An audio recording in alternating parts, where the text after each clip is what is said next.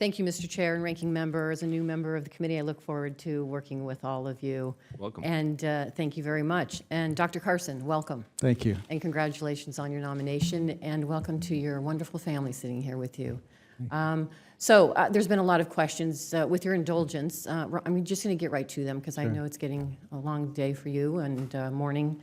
And just my colleagues have asked a number of questions, and I would like to just kind of reaffirm some of them. In your role as the leader of HUD, will you promise to protect the LGBTQ community from discrimination? Absolutely. And as we know, documented history of patterns and policies of segregation of minorities in our neighborhoods. Would you continue to aggressively enforce the FHA, which is dedicated to ensuring access to our country's housing is free of discrimination, including expeditiously and thoroughly investigating race and national origin complaints, ensuring fair mortgage lending for homeowners, and carrying out strategies to end homelessness?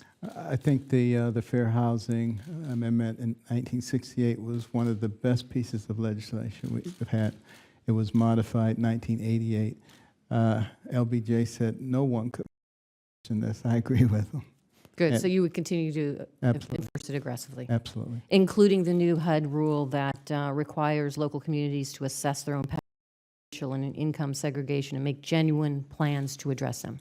I will be working with the local HUD officials and the communities to make sure that fairness is carried out. Okay. I appreciate you taking the time to come to my office and sit with me. And in that meeting, you made a number of statements like you have this morning on your vision for HUD and how the department would or would not intervene in individuals' lives. Specifically, you said that we don't want year after year people vegetating in public housing.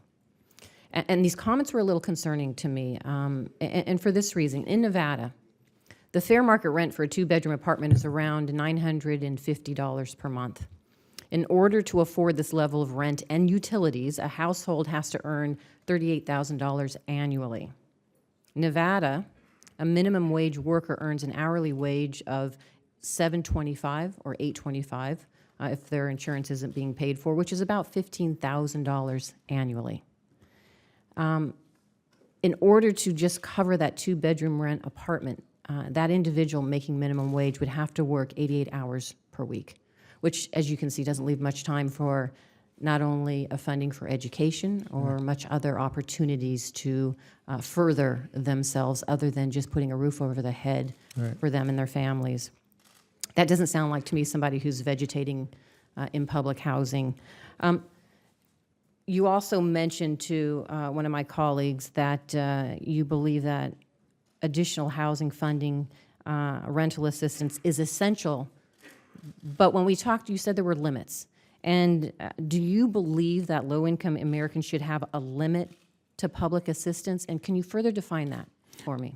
Well, what I'm saying is that we have to be cognizant of our fiscal responsibilities as well as our social responsibilities. Would we love to put every single person in a beautiful unit forever? Absolutely. That would be ideal. But we don't necessarily have the necessary funding. But the other thing that I emphasize is that safety net programs are important. I would never, advocate abolishing them without having an alternative route for people to follow.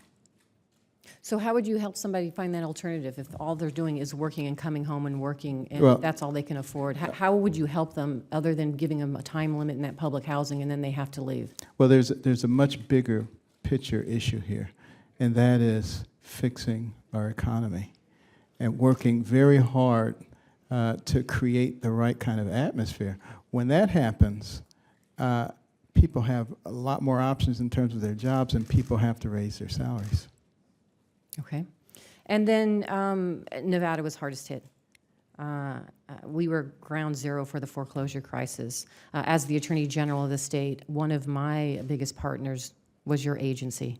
Aggressively, we worked together to bring relief to homeowners there, including what you talked about, financial relief, but also financial literacy and education. Right. Through that, I created the Home Again program, and it still is in existence in the state of Nevada to provide financial literacy and help to homeowners for the first-time home buyers, for individuals who want to get back into their homes. Is that a program that you see that you can continue to support and would look to help support in the state of Nevada? I will certainly study that program carefully and work with you to make sure that the goals of that program are carried forward. Thank you. I appreciate your questions today, or excuse me, the answers to your questions today. Thank you very much. I appreciate that, and I will be brief because you've done an incredible job, and I appreciate the comments and the holistic approach that you have to helping individuals. Dr. Carson, there is one thing of interest to me, however, that you've talked about, which is public-private partnerships and the financing when it comes to public-private partnerships. I haven't really had a conversation with you and what your thoughts on how that would be addressed when it comes to housing and mortgages.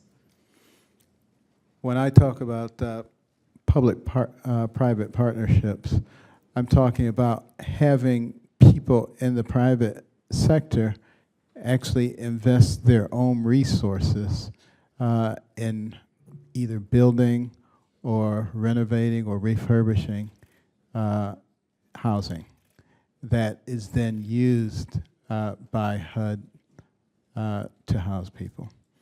So they have to obviously be incentivized in order to do that. But the big stumbling block is the initial capital to be able to get it done. And as long as they can realize a return on that capital investment, you know, this country was built on entrepreneurial risk-taking. So that's always going to be a part of who we are, and that's what I want to capitalize upon.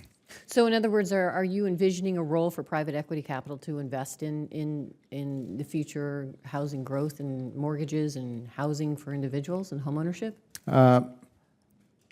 I will be engaging in a number of conversations with the FHA administrator, with this committee, and with finance experts at HUD to figure out the best ways so that we can always have a win-win situation.